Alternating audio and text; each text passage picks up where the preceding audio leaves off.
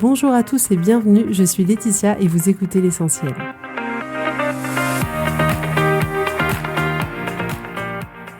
L'Essentiel est le podcast de coaching où je partage avec vous les outils et les techniques pour vous permettre d'avancer et d'avoir la vie que vous voulez.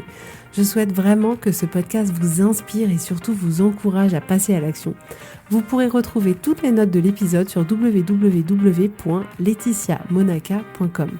Pour ne rien louper, abonnez-vous au podcast sur la plateforme d'écoute que vous utilisez pour être tenu informé des nouveaux épisodes. Et pour finir, si vous avez aimé ce podcast ou tout simplement vous pensez qu'il peut aider d'autres personnes, parlez-en autour de vous. Faites des copies d'écran sur Instagram avec l'identifiant @LaetitiaMonaca. Ce serait super chouette et laissez-moi 5 étoiles et un petit mot sympa. Ça m'aidera énormément à le faire découvrir et ça fait toujours plaisir. Voilà, je vous souhaite à tous une bonne écoute.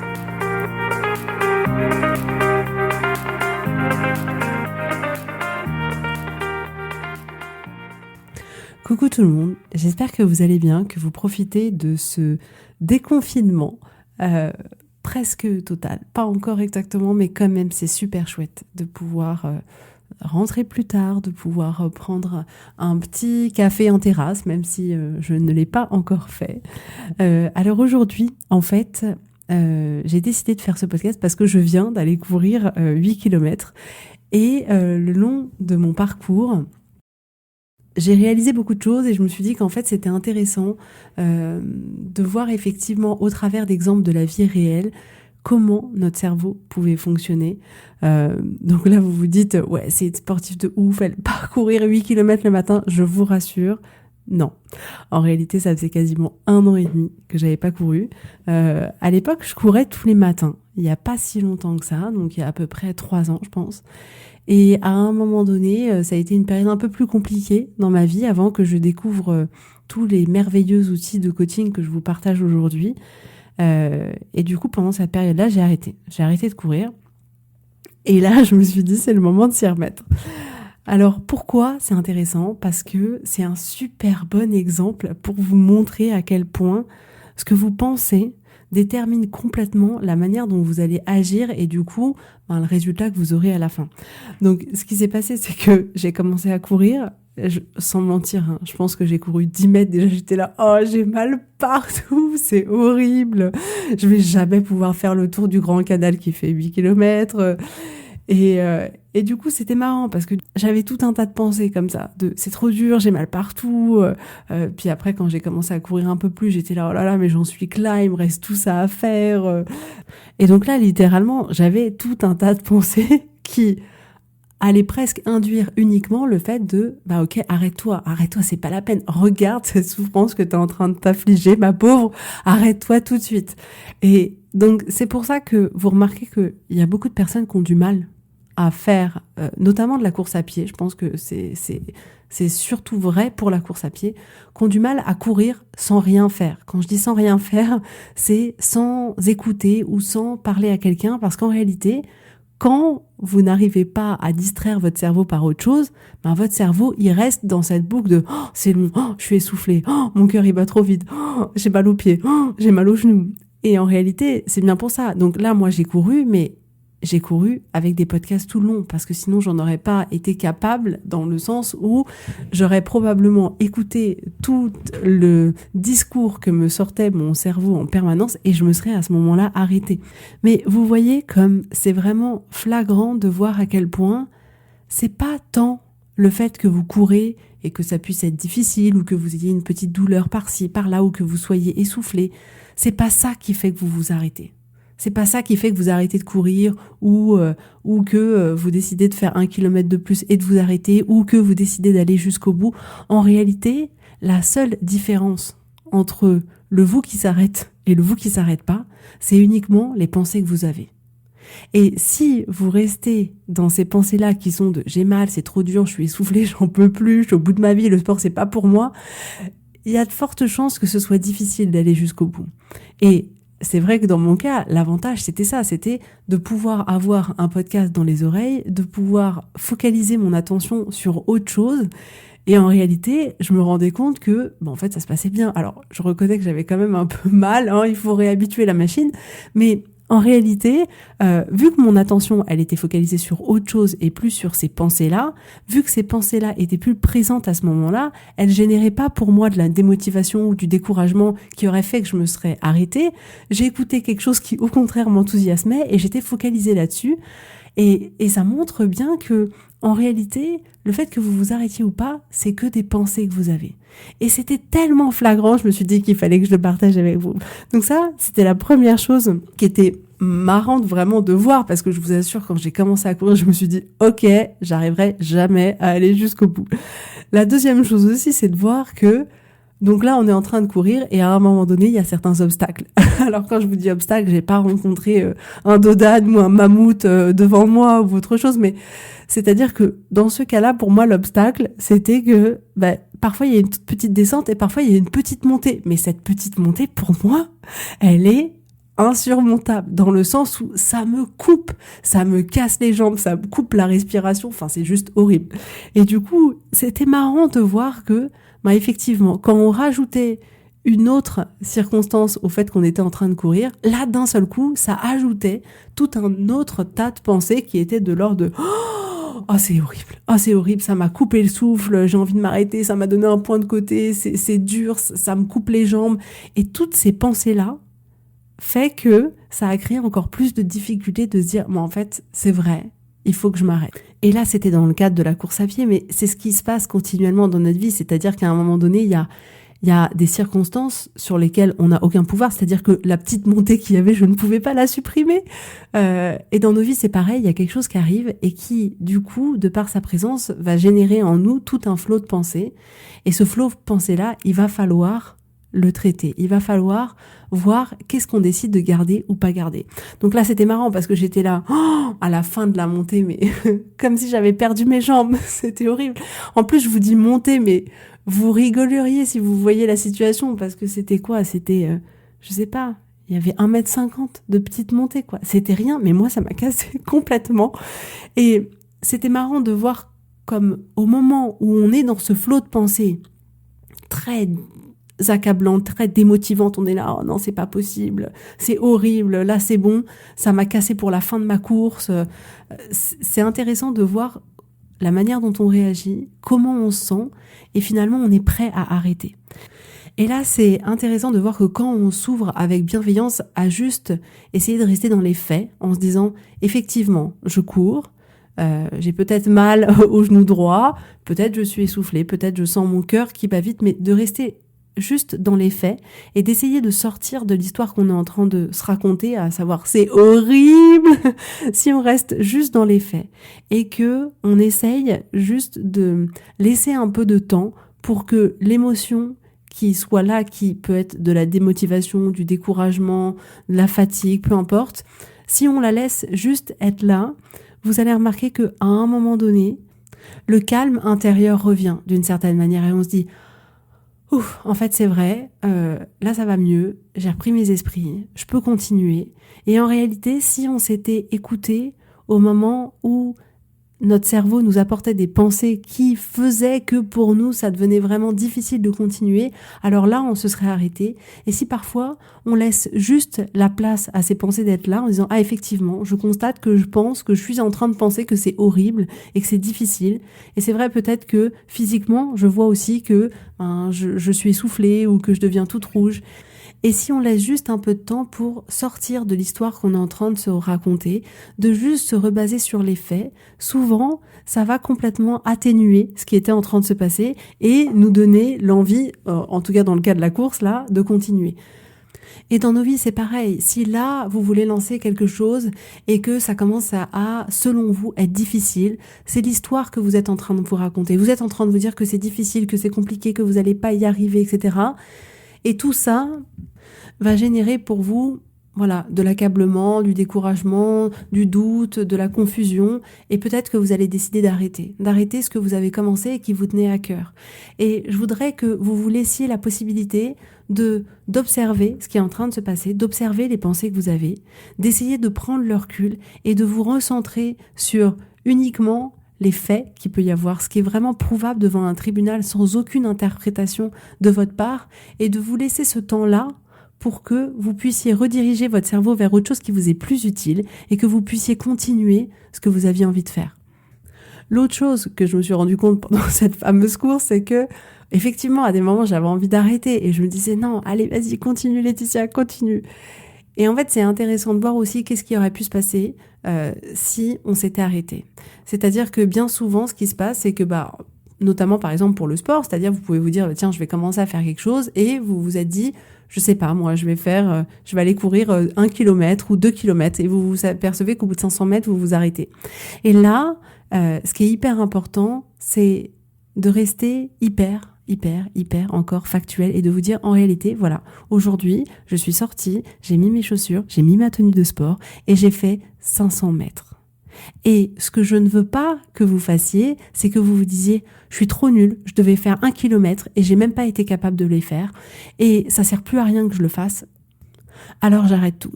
Soyez hyper vigilant vraiment à l'histoire que vous vous racontez sur les choses. Si vous avez arrêté, ça veut rien dire de mal sur vous, ça veut pas dire que vous n'êtes pas capable de courir 15 km dans 2 mois, ça veut pas dire que vous n'êtes pas une sportive, ça veut pas dire que vous êtes nul, ça veut pas dire que les autres ils sont meilleurs que vous, c'est hyper important. L'histoire que vous vous racontez, elle est facultative. Vous pouvez absolument choisir ce que vous allez faire signifier aux choses. Il y a vraiment 2 possibilités à chaque fois. Pour la même circonstance, c'est-à-dire qu'une personne qui part courir, qui avait prévu de faire 2 kilomètres et qui s'arrête à 500 mètres, vous avez 2 possibilités qui s'offrent à vous. C'est soit de vous dire que c'est génial, vous avez mis vos affaires de sport, vous avez été faire du sport, vous aviez dit que vous alliez le faire, vous le faites, que vous prenez soin de vous et que vous avez couru aujourd'hui 500 mètres. Vous pouvez vous raconter cette version de l'histoire-là, ou vous pouvez vous raconter la version de l'histoire qui dit « mais en fait, t'es trop nul, t'y arriveras jamais, t'es pas une sportive, t'as même pas été capable de courir le kilomètre ou les 2 kilomètres que tu avais prévu. Donc ça sert à rien, arrête de te faire du mal et arrête de faire du sport. » Ces 2 versions-là, elles sont possibles au même moment. C'est à vous de choisir qu'est-ce que vous allez faire signifier aux choses. Et c'est une super bonne nouvelle. Ça dépend de personne d'autre. Peu importe ce que les autres ils en pensent sur votre résultat, peu importe. En réalité, il n'y a que vous qui choisissez ce que ça va signifier pour vous. Et pareil, ça c'est dans l'exemple du sport, mais c'est valable pour tout, absolument pour tout. Quand vous faites quelque chose, c'est à vous de choisir ce que vous allez en faire signifier. Même si un jour vous rentrez chez vous, que vous êtes énervé, que vous avez passé une mauvaise journée et que vous n'êtes pas patiente avec vos enfants, soit vous pouvez faire signifier que vous êtes une mauvaise mère, que vous auriez dû être patiente, que une mère comme il faut aurait dû se comporter comme ça et que vous n'êtes pas une bonne mère, soit vous choisissez cette version-là. Soit vous choisissez la version que vous êtes un être humain et que oui, c'est pas forcément le parent que vous avez envie d'être, mais que oui, parfois, les parents, ils sont pas au top. Et que les parents, c'est comme la vie, c'est 50-50 et parfois on est exceptionnel et parfois on l'est moins et c'est ok. Et la prochaine fois, on essaiera d'être plus patient, d'être plus présent. Mais oui, parfois, c'est difficile et oui, parfois, on n'est pas au top tout le temps. Parce qu'on est juste un être humain. Mais ces 2 versions-là, elles sont présentes au même moment. Mais laquelle des 2 versions vous est plus utile ? Posez-vous toujours la question. Est-ce que ça vous est utile de vous rabaisser ? Est-ce que ça vous est utile de vous flageller ? Est-ce que ça vous est utile de vous dire que vous êtes nul, que vous n'y arriverez pas, que vous êtes un parent horrible ? Ça ne vous servira pas. Vous voyez, j'ai quand même été vachement inspirée pendant cette course. Alors attendez, en plus, je n'ai pas encore fini. C'est-à-dire que à un moment donné aussi, parce que du coup, avant, quand j'étais petite, quand j'étais jeune et que je courais, c'était horrible. Je crois que je l'avais déjà dit. C'est-à-dire que je devenais rouge, j'étais essoufflée au bout de même pas un demi-tour de stade. Mais vraiment, vous savez, plus de souffle coupé, on sent nos poumons à l'intérieur de notre corps. J'étais prête à faire une syncope. Enfin, c'était horrible. Sans compter l'humiliation intérieure que c'était pour moi de pas y arriver. Et en fait, pourquoi c'était comme ça ? Parce qu'en fait, là, je me dis, mais là, j'ai couru et en fait, à la fin, j'étais relativement pas essoufflée, entre guillemets. Donc là, je sais qu'il y a des sportifs qui disent, ouais, c'est pas assez donné et tout, je m'en fiche de ce que vous pouvez penser. Je me suis donnée à fond, j'ai couru 8 kilomètres, peu importe ce que vous en pensez. Non, mais en fait, pourquoi ? Parce que quand je courais au stade, il y avait mes petits camarades d'école qui couraient devant moi. Et puis, en plus, j'aime bien gagner, faut reconnaître. Donc du coup, je courais pour essayer de courir au même rythme qu'eux. Je me disais, mais en fait, je me calais en fonction d'eux. Je me suis dit, bah voilà, d'une certaine manière, ils courent comme ça veut dire qu'on doit tous courir à peu près à ce rythme-là. Donc même si j'étais derrière, je faisais en sorte d'être à peu près au même rythme qu'eux. Et le problème, c'est que, mais c'était pas mon rythme, tout simplement. Et donc, en fait, pendant cette course, je me suis rendu compte que ça avait aucun intérêt de faire ça. Aucun intérêt. Parce qu'à partir du moment où je courais dans le référentiel quasiment d'une autre personne, le résultat pour moi, c'est que j'étais essoufflée, que du coup, je m'arrêtais parce que j'en pouvais plus, que je me jugeais moi-même parce que je me disais, mais en fait, t'es trop nulle, la course à pied, c'est pas ton truc, sachant que j'adorais le sport et j'étais la meilleure en sport quand j'étais jeune. Sauf là. Et donc, c'était vraiment difficile pour moi. Mais tout ça, pourquoi ? Parce que j'essayais de me caler sur le rythme de quelqu'un d'autre. Et en réalité, je m'étais pas rendu compte à quel point c'était important de revenir dans son référentiel à soi. C'est-à-dire que, finalement, c'est plus intéressant pour moi de courir à mon rythme. Peu importe si c'est vite ou pas, peu importe si je m'arrête ou pas, peu importe tout ça en réalité. Ce qui est important, c'est que ce moment-là, il soit utile pour moi. Et si j'essaye de faire comme les autres, la conséquence pour moi, c'est que je m'arrête. Et du coup, si je m'arrête, ça m'est pas utile. Alors que si je me ressente sur moi et qu'à un moment donné, je me dis, ok, écoute-toi, à quel moment tu vois que ta respiration, elle est ok et à quel moment tu vois que c'est pas possible. Et en fonction de ça, adapte ton rythme. Et c'est vrai que quand je me suis mis à courir il y a quelques années, j'ai mis, je pense, à peu près 5 ou 6 sorties avant de trouver mon rythme. Le rythme qui faisait que, à la fin, j'étais pas complètement au bout de ma vie. Parce que finalement, moi, mon objectif, c'était pas d'atteindre un certain kilomètre-heure, c'était d'atteindre une certaine distance. Et finalement, mon objectif à long terme, c'est de courir le plus longtemps possible sans me dire il faut que je cours à 12 km/h parce que objectivement ça m'est pas accessible pour le moment. 12 km/h c'est la vitesse à laquelle court mon mari et je cours pas derrière lui, c'est clair. Moi je dois courir à 9 km/h, quelque chose comme ça. Donc voilà, mais en réalité peu importe, mais ce qui est sûr c'est que pour pouvoir arriver à faire quelque chose pour moi, il faut que je sois dans mon référentiel à moi. Sinon, ça m'est pas utile. Donc, prenez le temps vraiment à chaque fois de vous recentrer sur vous. Qu'est-ce qui est important pour vous au-delà de ce que les autres peuvent faire, au-delà des capacités que les autres peuvent avoir, au-delà de tout ça. Qu'est-ce qui est important pour vous? Qu'est-ce que vous voulez faire? Quel est votre rythme? Et je parle de ça dans n'importe quel domaine de votre vie. Donc là, c'est ce qui m'est venu sur ma course, mais en réalité, ça s'applique partout. C'est-à-dire que le plus important, c'est de vivre ce que vous avez envie de vivre et pas de vivre pour suivre quelqu'un qui est devant vous. Parce qu'en réalité, si vous suivez quelqu'un alors que c'est pas ce que vous voulez vraiment, à la fin, vous serez pas arrivé dans la bonne direction. En fait, ça vous aura emmené à un endroit où vous aviez pas envie d'être.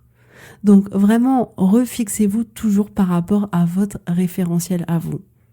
Alors après, si il y a quelqu'un qui va dans la direction dans laquelle vous voulez aller et qui a un rythme différent du vôtre et qui a un rythme plus élevé que le vôtre et que ça vous enthousiasme, que c'est quelque chose qui est moteur pour vous, mais allez-y, suivez-le. Au contraire, c'est le même principe que dans la vie quand on dit si vous avez un mentor, si vous avez quelqu'un qui vous inspire et que vous voulez d'une certaine manière aller dans la même direction que cette personne-là, même si vous n'y êtes pas encore, si cette personne-là, elle va dans votre direction, qu'elle vous inspire et qu'elle peut vous tirer vers l'avant, alors allez-y, suivez-la. Mais vraiment, recentrez-vous toujours par rapport à votre référentiel. Qu'est-ce que vous voulez? Et on peut avoir même, par exemple, dans le sport, certaines personnes qui disent, mais en fait, voilà, moi je cours à 9 km/h, mais j'aimerais courir à 13 km/h, donc je vais essayer de courir avec quelqu'un qui court plus vite pour me challenger, pour essayer de contrôler plus ma respiration, de changer ma foulée, enfin bon, je sais pas, parce qu'en réalité, je m'y connais pas plus que ça en course. Mais si c'est moteur pour vous, allez-y. Mais vraiment, oubliez jamais de vous centrer sur vous-même.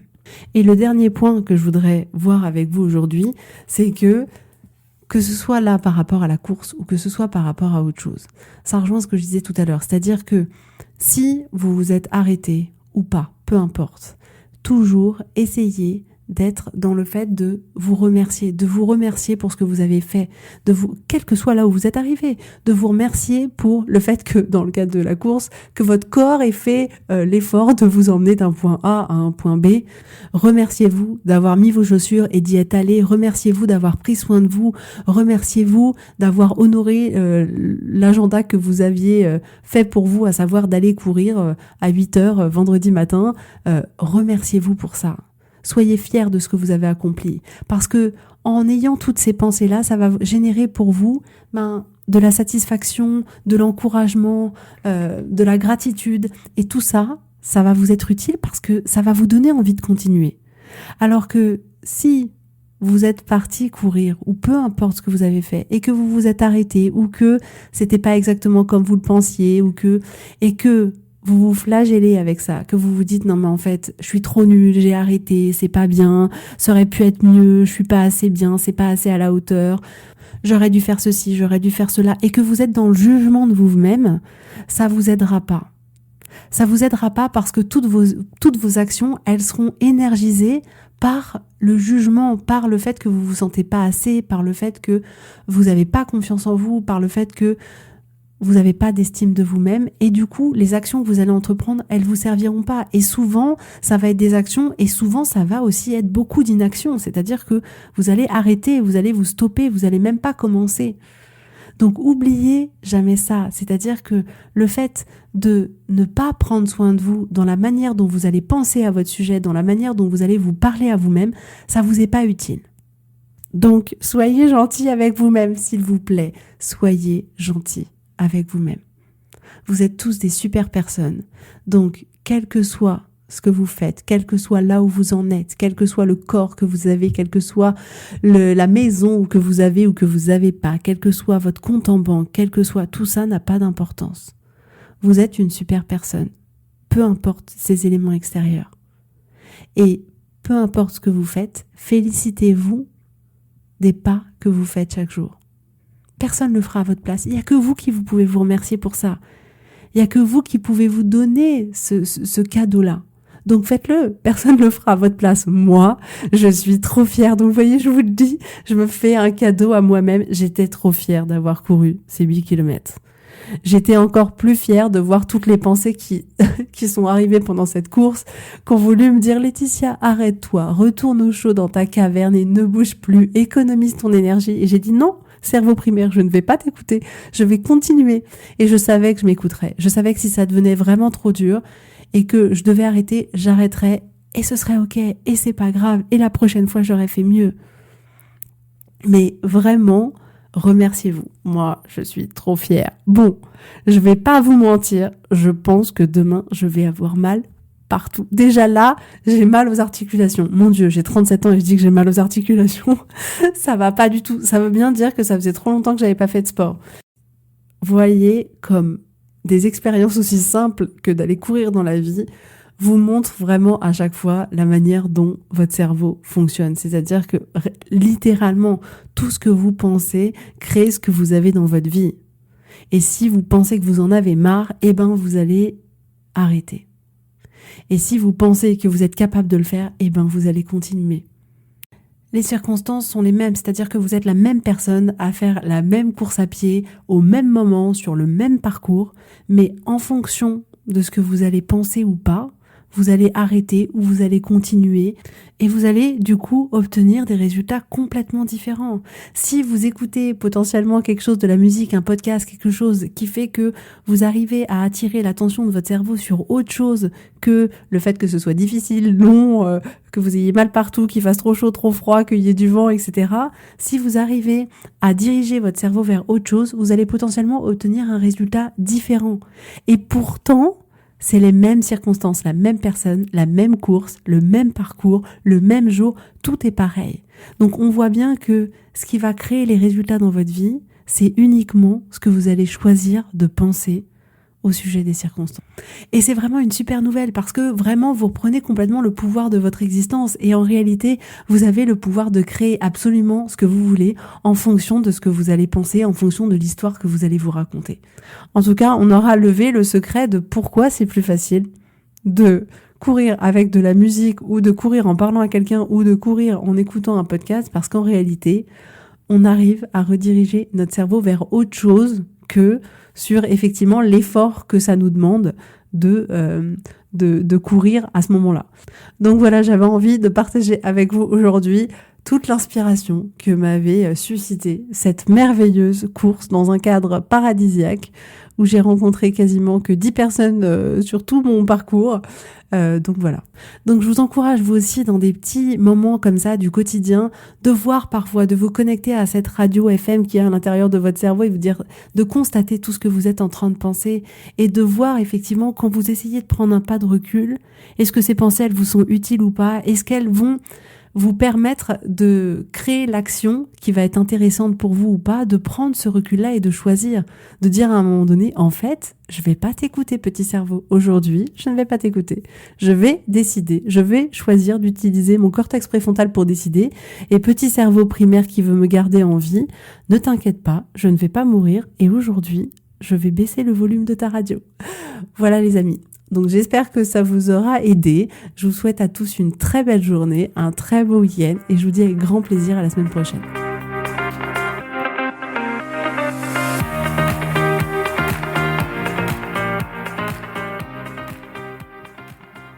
Si vous voulez mettre en application ces outils dans votre vie, sachez que j'accompagne des femmes qui souhaitent reprendre le contrôle de leur vie et enfin avoir des changements incroyables.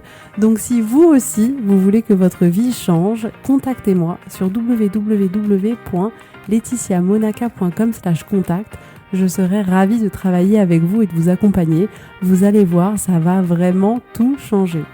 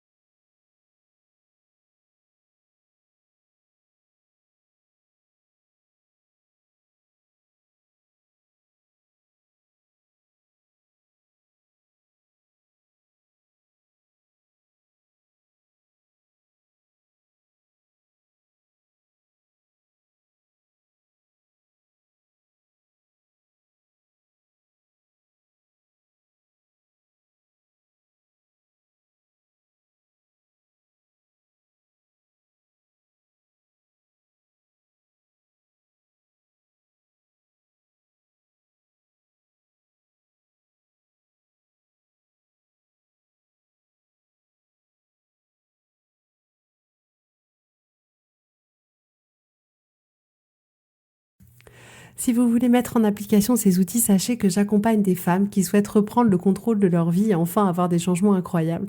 Alors si vous aussi vous voulez que votre vie change, contactez-moi sur www.laetitiamonaca.com/contact. Je serai ravie de travailler avec vous et de vous accompagner. Vous allez voir, ça peut vraiment tout changer.